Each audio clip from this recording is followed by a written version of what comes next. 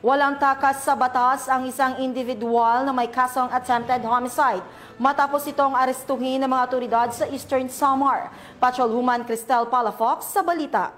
Nahuli ng mga otoridad ang isang lalaking wanted person na may kasong attempted homicide sa Barangay Santo Tomas, Sulat, Eastern Samar. Naresto ang akusado bandang alas 10:30 ng umaga ng mga tauhan ng Sulat Municipal Police Station kasama ang Eastern Samar Provincial Intelligence Unit, 801st Maneuver Company, Regional Mobile Force Battalion 8 at Regional Intelligence Division, Regional Special Operations Unit 8. Sa bisa ng warrant of arrest para sa kasong attempted homicide na may nirekomendang piyansa na 36,000 pesos para sa pansamantalang kalayaan. Dinala ang akusado sa Sulat MPS para sa kaukulang dokumentasyon at tamang disposisyon. Ang operasyon ay naging matagumpay sa pakikipagtulungan ng mamamayan upang mapaigting ang kampanya kontra kriminalidad para mapanagot ang mga taong may sala sa batas at mapanatiling ligtas ang komunidad tungo sa bagong Pilipinas. Mula dito sa Eastern Visayas, ako ang inyong PNN correspondent, Patrolwoman Palafox, alagad ng batas, tagataguyod ng Balitang Pulis.